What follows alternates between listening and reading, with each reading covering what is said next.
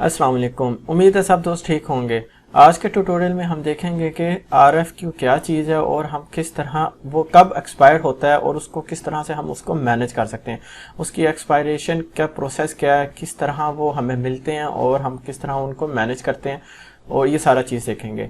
हम उनकी official website पे जाते हैं, जब इनको अकाउंट हम बाय कर रहे होते हैं अलीबाबा का, तो वहाँ पे हम देखते हैं कि हमें बेसिक प्लस सब जो इनके पैकेजेस हैं इसके ऊपर हमें 20 स्टार्टिंग में मिल रहे हैं। उसके बाद जो RFQ उसके बाद 60, ठीक है, और 60 और ये आगे हमें मिल जाते हैं। तो डिपेंड करता है कि आपका कौन सा पैकेज है, उस हिसाब से आपको RFQ मिलते हैं।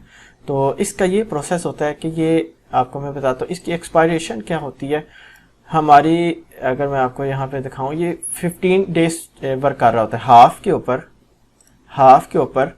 अगर फॉर एग्जांपल आपने ये वाला पैकेज लिया है बिल्कुल नॉर्मल जो है, ठीक है, तो 1 तारीख से 14 तारीख तक महीने की ये आप 10 RFQ सबमिट कर सकते हैं, ठीक है। और जो है उसके बाद 15 तारीख से 30 तक आपको अगले 10 करने होते हैं। सारे आप एक साथ नहीं कर सकते। तो ये चीज़ है जो स्मॉल पैकेज है उसके लिए, ठीक है। और इसी तरह ही आपके जो बेसिक प्लस या बेसिक प्रो स्टैंडर्ड या प्रीमियम जो भी पैकेज है आपका, ठीक है, उसके लिए आप क्या करेंगे, आपको 60 मिला है। 60 से क्या मुराद है आपको, इसका अगर हम 60 का हाफ 1 से लेकर इसको ये 1 से लेकर जो 14 तारीख तक है हमें मिलेंगे। अगर 30 है तो हमें ये 60 है तो 30 RFQ मिलेंगे। और इसी तरह 15 तारीख से 30 तक महीने की हमें 30 रिमेनिंग जो हैं ये हमें मिलेंगे। अब इस तरह से ये प्रोसेस है।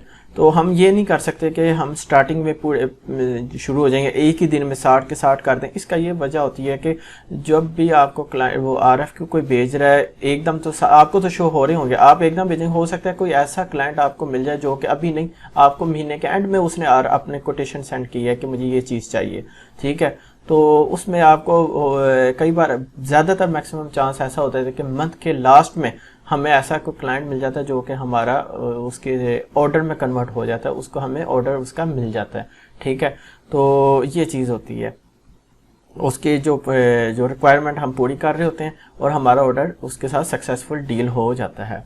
इसके लिए हम ये तरीका इन्होंने रखा हुआ है कि पहले 15 दिन 14 दिन जो है हाफ, जो भी आपने पैकेज लिया उसका हाफ, अगले जो 15 दिन है वो उसका हाफ, ठीक है। ये इस तरह से डील करता है। और हम RFQ के अंदर उनको एक पूरे जो क्लाइंट की रिक्वायरमेंट है, कस्टमर की रिक्वायरमेंट है, उसके बारे में कोटेशन करते हैं। भाई ये प्रोडक्ट हम आपको बना देंगे और इतने भी बना के देंगे और इतने टाइम में, और इस तरह का ये उसका मटेरियल होगा। सारी जो डील वगैरह हमारी एक तरह से जो स्टार्टिंग डील है वो हमारी RFQ से शुरू होती है। अगर वो उसको पसंद आती है हमारी डील, वो फिर आपको रिस्पॉन्स करता है, ठीक है। अब आगे फिर फर्दर मैसेजिंग होती है और वो डील फाइनल हो जाती है और प्रोसेस ऑन हो जाता है वर्किंग का, मैन्युफैक्चरिंग का और आगे से पेमेंट वगैरह का।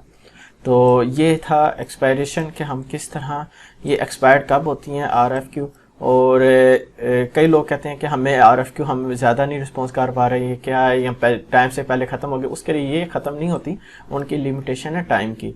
तो पहले 15 दिन और अगले 15 दिन हाफ जो आपका पैकेज चल रहा है उस हिसाब से वो आपको ये चीज़ डिवाइड हो जाती है। तो ये आज के लिए इतना ही। उम्मीद है आपको क्लियर हुआ होगा RFQ के एक्सपायरेशन कब होती है और किस तरह उसको वर्किंग होती है। आज के लिए इतना ही, इजाज़त दें। अल्लाह हाफिज़।